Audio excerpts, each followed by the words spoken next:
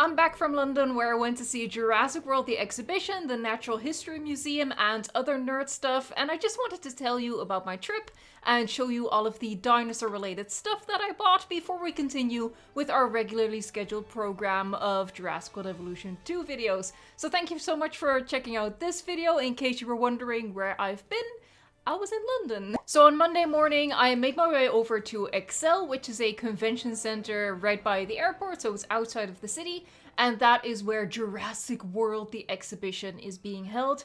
And really, this exhibition is the thing that got the ball rolling for me wanting to go to London in the first place. So I guess you could say it's the main reason why I went. Now, the first thing you do as you sort of make your way through the queue is there's like a photo opportunity in front of a green screen, so you can choose which kind of dinosaur you want to be photographed with, and then you get onto the boat, the ferry that takes you to Isla Nublar. So after all of that, the doors open on the other side of the boat, and it lets you out into the exhibition, and you're welcomed by the second most iconic gate ever, and it is the Jurassic World gate, and beyond that you see the first of many animatronics, and it is the majestic Brachiosaurus. And as you're walking around the Brachiosaurus, looking up at the Brachiosaurus, there's also a ranger walking around holding a baby pteranodon, where, you know, it's one of those puppets where it looks like the hands are holding the creature when in reality her arms actually go in, so they can puppeteer the animal. And she did a little like presentation about the pteranodon, and I will say that the exhibition is very much aimed at children. Do prepare yourself for that. It's not aimed at the adult Jurassic fan, which is something that I guess I should have expected, but took me by surprise just a little bit. I thought it was maybe a little bit more mature. I was like, you know what? I want to get like ahead of the crowd, so I'll go into the next section, which is the Hammond Creation Lab, and that's where they have these super adorable baby Parasaurolophus like snoozing, and I thought that was like really convincingly done. Those animatronics just looked super cute. There were eggs there that you could, you know, there was like a display in front of it that you can check which dinosaur was incubating in the eggs with information about the dinosaur. And there's something I didn't check out myself personally, and that is that you could feel dinosaur dung, which I'm not too excited about. I didn't need to do that. Also, it meant putting your hands in gloves, and I was like, okay, that's really difficult to clean for them. And I'm trying not to get sick here because I still need to celebrate Christmas, and that's planned for Friday, so we can't cancel a third time because someone gets sick, okay? So I was trying not to get sick during my trip. So I was like, okay, I'm gonna go on to the next section, which was a little embarrassing because I was the first and only person there for a little bit, and that employee, that ranger, was just like, okay, I'll start my shtick. But I sort of threw him off, like he was just gonna do his introduction. He was just gonna start rambling off, and I interrupted him by saying, yeah, sorry, I'm kinda early. Like, you know, apologetically, like, I'm sorry, you're probably gonna have to do this song and dance twice now because I'm impatient. But that sort of threw him off, so it took him a while to like regain his composure. And then, you know, he did the standard shtick, and his like designated area was the raptors in like the muzzles, the way we also see them in Jurassic World. Those animatronics look really cool, like they're blinking, their eyes are moving. You see like the skin and the muscle moving with their breath. And sometimes they like shake the muzzle and it rattles the entire construction. So I thought those were really, really well done. And the ranger there, like his stick was a little bit, it reminded me of my own personality of the sarcastic tour guide that I've done for some of my Jurassic World Evolution 2 tour videos. He was He was kind of reminiscent of that, and I think it was either he or someone else who appeared later on in the exhibition as well, who also did that sarcastic bit, so I just thought that was funny. But yeah, he made jabs at like, oh, raptors are really smart. You know what the dumbest dinosaur is? And that's when Stegosaurus, my favorite of all time, got name dropped. But, I love Stegosaurus for its dumbness. I think it's amazing. And he also did a bit like, oh, Blue isn't here right now because she's in the next area where she's being trained. Not by Owen, because since he's become a big star, he just stopped showing up to work. Little jabs like that, like disgruntled employee kind of jabs. So he was fun, he was entertaining. And yeah, those animatronics were really well done. And I spent a lot of time there because we basically had to wait for the entire group to trickle in so he could basically restart his presentation, get everyone caught up to speed so we could go on to the next part with Blue.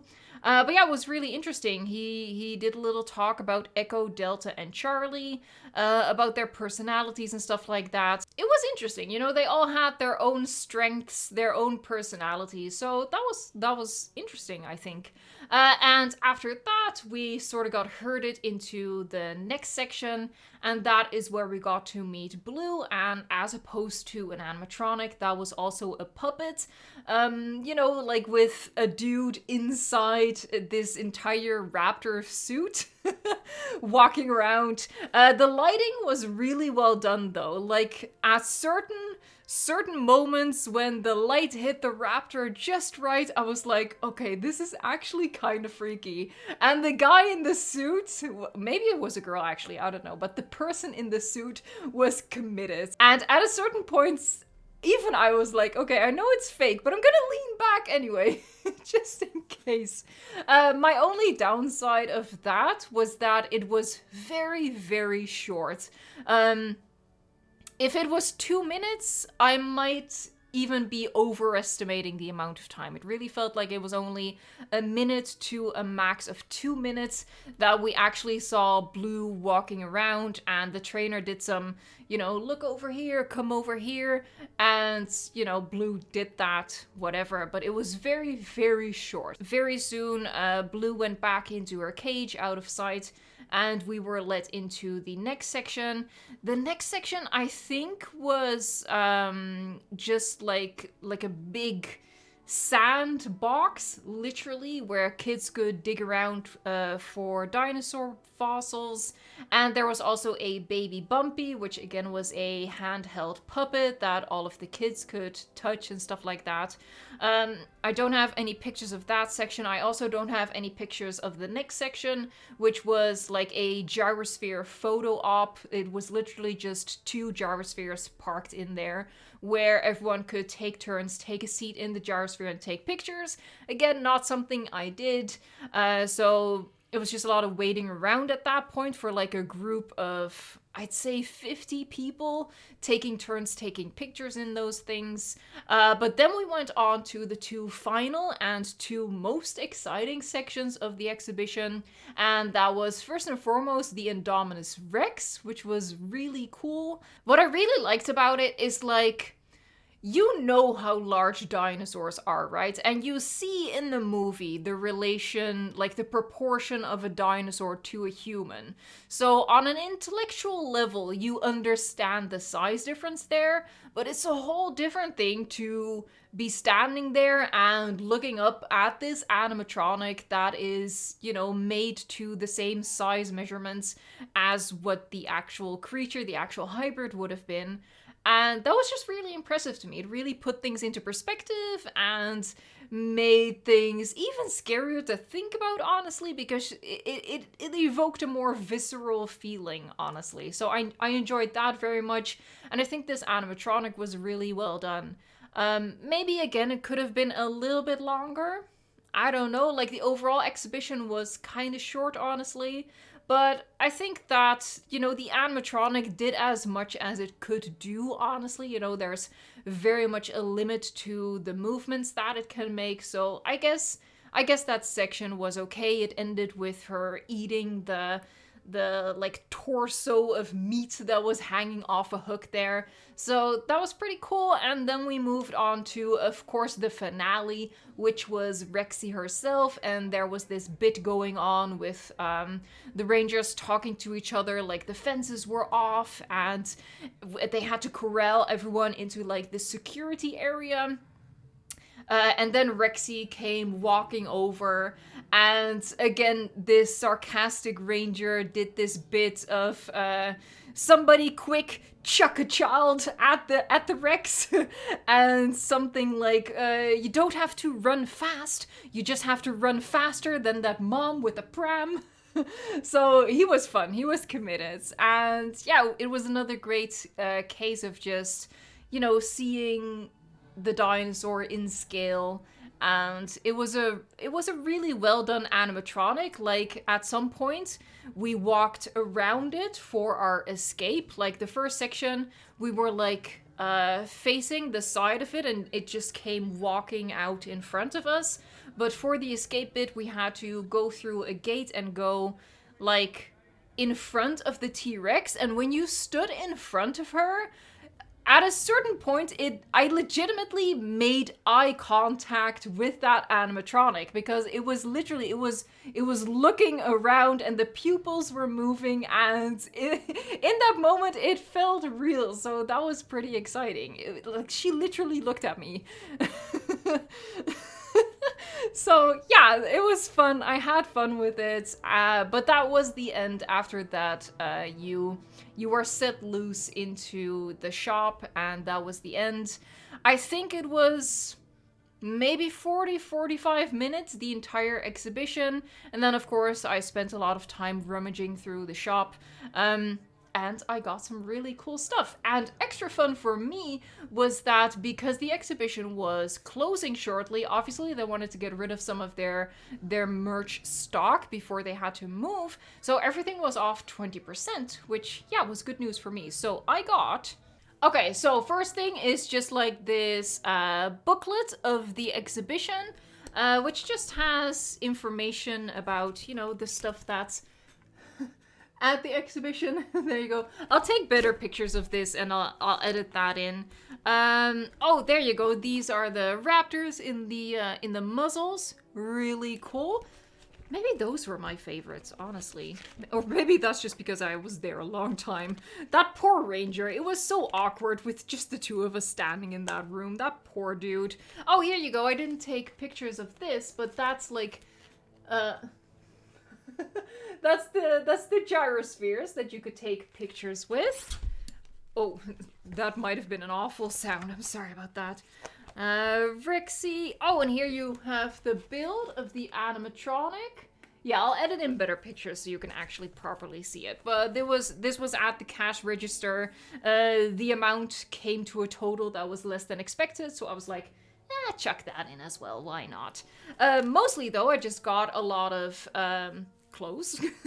So, shirt number 1, just like a classic logo shirt. It's all pretty big. I went for like oversized because I'm gonna be using this mostly to sleep in. Next up, I had to get this one because it has my favorite dinosaur on it, and it's not the T-Rex. It's the Stegosaurus. There you go. Oh god, oh god. So there's that. And last of the clothes is a like Jurassic Park logo hoodie. I wanted it. And the last thing I got at the gift shop of the exhibition is the best thing ever. There you go. And it's like on a little stand, and it is a light. Like it's a logo light. So there's lights in here, it lights up, and it's amazing. It was like the first thing I saw, and I was like, I need to have that. So yeah, I'm very happy with this one. Overall, I think I would rate the exhibition like maybe a 7 or an 8 out of 10. I don't remember exactly. I think tickets were 20 or 25 pounds, something like that. So it's not too expensive, but it's not cheap either, especially when you consider that it was kind of a short experience. But I had fun with it, and I really enjoyed the merch that I got. So it was a fun trip for me, and I do recommend that you check it out if it comes near you, or if you have the opportunity to travel to wherever it goes next. After the exhibition, I went to the biggest Lego store in the world, which is the Lego store at Leicester Square. If you don't know, I am a huge Lego fan. It's fairly new, like it started a year ago, and it's gotten quite a bit out of control. It has evolved to be quite the issue. But I'm enjoying it, and you only live once, so what the heck, right? So, of course, I had to do the touristy thing of getting a little, what's it called? Like a little postcard Lego build, super, super cute. And I also, because in terms of Lego, the most British thing, I guess, would be Harry Potter. Harry Potter is like quintessentially British to me. So the actual full set that I got was like this little Hogwarts trunk, and it's in my house colors. Yes, I would be a Hufflepuff. Are we honestly surprised? So it's in my house colors. You can customize this to be in your house colors. It comes with all of the necessary tiles. And you can see that there's stickers on there, which you can also just choose yourself. It comes with a big sticker sheet. And it's a trunk, so with a little key, you can open it. Wham! And then like that.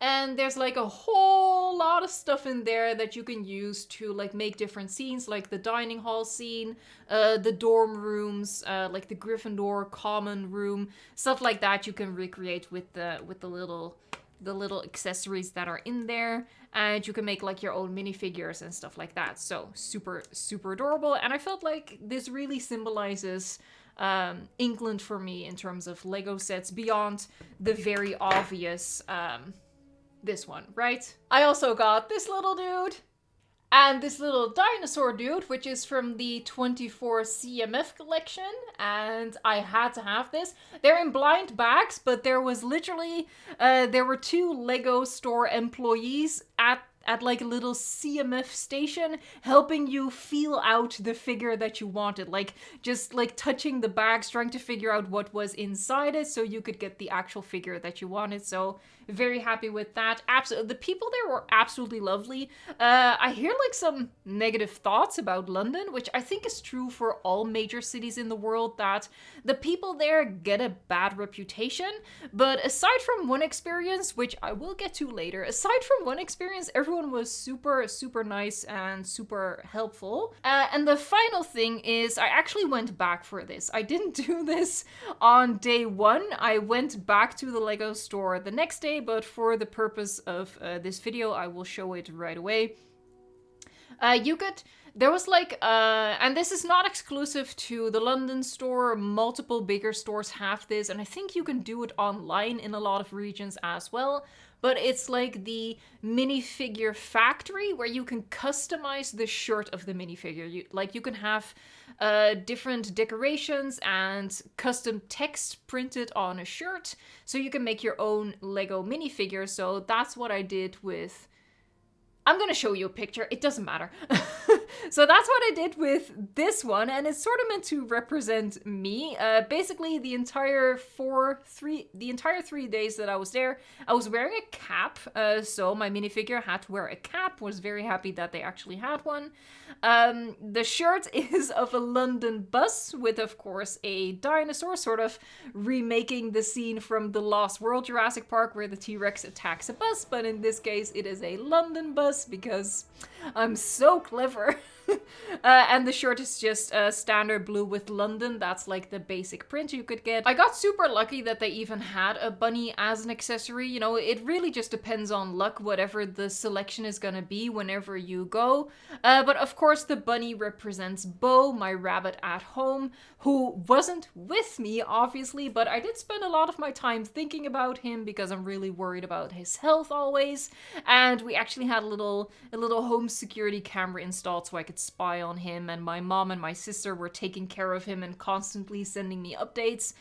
So yeah, I had Bo on the brain, and that's why he had to be represented in my London minifigure, and I'm just really happy with it. I love it so much. And finally, what I also got near Leicester Square, and it's a little embarrassing that I didn't have this already, but it is Michael Crichton, The Lost World Jurassic Park. I have read this before, but only once, many eons ago, when libraries were still like a common thing that you went to. So I got this book once from a library, and I read it once, but never after that. I have Jurassic Park, like the original novel, and I reread that regularly, but it's definitely time that I had this book and that I reread this book, so I'm excited about that. And I always read books in English anyway, so it just made sense to get this in London while I was there. Now, on my first day in London, I honestly didn't do that much because going into this trip, I was really unsure how long certain things would take me and how comfortable I would feel. You know, it was my first solo trip. I didn't know if I would get too stressed out, too anxious. That is an issue for me. So I didn't have a lot planned out for the first day. And so after the exhibition and the Lego store and just walking around Leicester Square a bit, there was a bit of time left and I didn't want to go back to the hotel yet. So I went to see Avatar 2 for the fourth time. Yes, I'm one of those people. But I saw it in 4DX, and I hated it. I love the movie. I think the movie is very entertaining, but 4DX is awful. If you don't know what it is, it shakes your chair during action-packed scenes. There's stuff in the back of the chair that sort of punches you. When a character gets punched, you get punched. There's jets of air on either side of your head, so like when a character fires an arrow, you get like a bit of air right by your ear, and it sprays water in your face for water scenes, and obviously Avatar 2 has a lot of those. It was not enjoyable. Like, all of the stuff was sufferable, except for the whole shaking during action scenes. It is an action-packed movie, but even without, like, any excuse to move the seats, they would use it. Like, oh, you're gonna fire an arrow? You're not just gonna get the wisp of air. No, we're also gonna shake your chair. It was so annoying. It was so hard to actually concentrate on the movie. It was absolutely awful. The 3D, I don't know if it's a byproduct of the 4DX experience, but even the 3D was awful. Like, literally, you would see things double. It was an awful experience. So if you've only ever seen a certain movie in 4DX, and you thought you disliked the movie, I kind of challenge you to give whatever movie that was a second chance, because, as I said, I loved Avatar 2, but even I had a hard time enjoying the movie. It just really ruined the experience. I'm never gonna do it again, and I wouldn't recommend you try it out either. Like, the shaking of the chair was really exaggerated. There were like several times when I legitimately thought it would just throw me out of the chair at certain points. That's how intense it was. So I did not enjoy that. But by the time the movie ended, it was later in the evening, so the day was complete and I went back to the hotel, and then it was time for the next day, and the next day started at the Natural History Museum, and that was my favorite part of the trip. I spent like the entire morning just wandering around the Natural History Museum. I was there first thing in the morning, so there were like 10 people ahead of me in the line. I was one of the first people into the museum, and of course I made a beeline for the dinosaur area so I could walk around there when there was only one other person there. One other dude was like, I know where I'm going, I'm gonna see some dinosaurs, and I was like, sir, I'm with you. So we were just walking around there. We were pretty much alone for like the entire first section. Saw another animatronic T-Rex there, which was also very well done. And of course, all of the exhibits there. I just spent a lot of time there, really enjoyed it. There were 2 Deinonychus animatronics, and one of them was having a really hard time. I was like, same girl, same, I feel you. It was just mouth open and basically hissing the entire time. That Deinonychus was so done. But it was Yeah, it was a fun experience. I love museums anyway, and I've been to the Natural History Museum in London before, again many eons ago, and I was just really looking forward to going back there. Probably my favorite part of it is the entry hall with the blue whale skeleton, Hope. That's probably my favorite part of it because I just think it's so impressive that, you know, it's the biggest animal to have ever lived, even bigger than the dinosaurs, and it's so impressive to me. It boggles my mind, honestly, and so that was one of my favorite parts, and the other favorite part was the minerals room and the vault. I collected minerals when I was a kid, which mostly boiled down to me just having a lot of agate slices because they're pretty. But yeah, I spent a lot of time just like meandering through those aisles. After my favorite thing of the trip, which was the Natural History Museum, I inadvertently did my least favorite thing of the trip, and that was Harrods.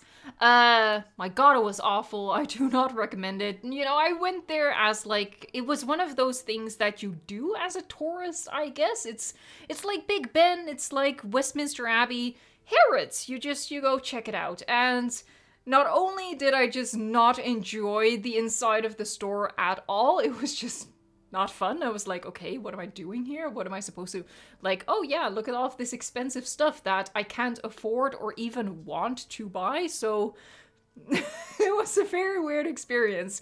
But what made it even more unenjoyable was when I left the store, I actually set off the alarm. Oops. So, you know, the gate, the alarm started to go off, so the security guard comes over and, you know, he starts looking through my bag and all of that stuff. And because I went to the Natural History Museum that morning, oh, I didn't show you what I bought. I didn't show you what I bought.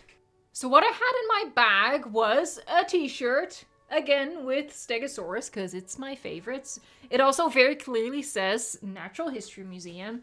And I also... I also have a stuffed animal, Dippy. I unfortunately missed the Diplodocus exhibit. The Diplodocus skeleton was at the Natural History Museum for a small amount of time. And I was initially supposed to go to London in December, but when news got out that we were indeed getting the Malta DLC, I knew I had to stay here and make content for it. So I pushed my visit from December to January, but that did mean missing out on the Diplodocus exhibit, so I was kind of sad about that. But in a way, I did get to see Dippy. You can't not laugh at this thing, it's amazing. But this I also had in my bag, and it might be a little less clear on camera, but he's wearing a t-shirt that also says Natural History Museum. But my god, this security guard he was studying, he was scrutinizing this stuffed animal, like, is this from Harrods? Did she steal this? And I was like, sir, it literally says Natural History Museum. I have the receipt right here. Do you want to see the receipt? Oh, no, that's all right. So after he was done with the contents of my bag, he was like, okay, let's check your coat now. And as it turned out, my coat still had the tag in it with like the little security strip on it. So that's what set off the alarm. In the meantime, because it's taken quite a while, in the meantime, a second security guard has come over, and these two guys are checking out my coat and asking me questions about my coat.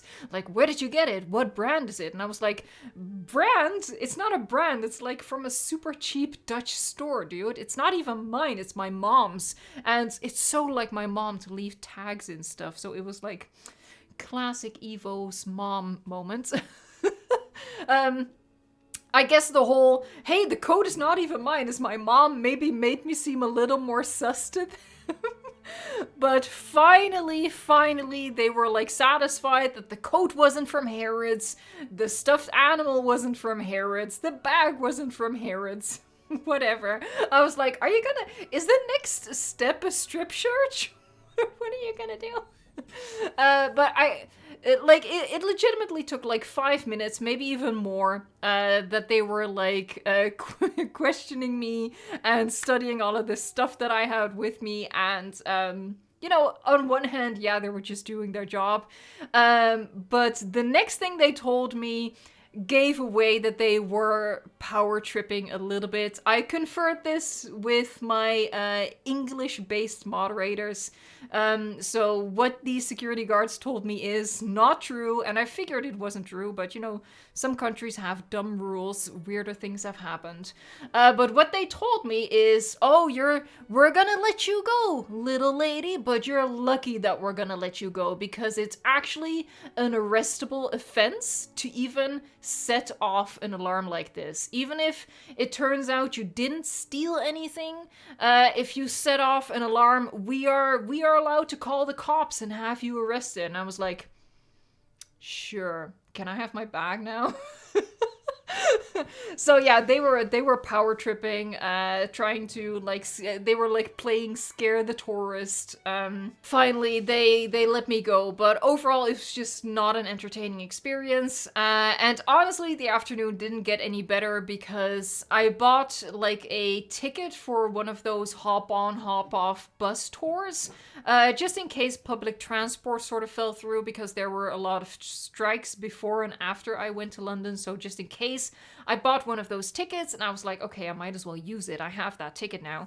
I waited at that freaking bus stop for a full hour. Like, no joke, no exaggeration. I waited there from 10 to 1 to 10 to 2, a full hour, and the bus never showed up. I even called the company and I was like, are your buses operating? And she was like, yeah.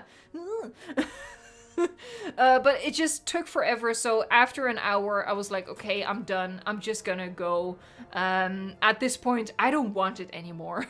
Like, whatever. I don't need this bus anymore. So I wasted pretty much the entire afternoon on Harrods and that bus thing, and then just, figuring out where to go from there. So that's actually when I first went back to the Lego store, and I was like, I'm gonna pick myself up by buying myself another minifigure, like that custom minifigure. And then after that, I went to the Tower Bridge, and I was gonna go to the Tower of London as well, but I was 20 minutes late to get access into the Tower of London because tickets close at a certain time. So I was 20 minutes too late for that. So I just spent a lot of time at the bridge. The sun was going down, just spent a lot of time there. And then I went back to the hotel. So that was the end of the second day. And then the third day was also the day I was going home, but I was going home in the evening. So I had the entire morning and afternoon to still do some sightseeing. So I did the classic things. In the morning, I went back to the Tower of London and I did do that touristy thing, went to look at the crown jewels because, sparkly.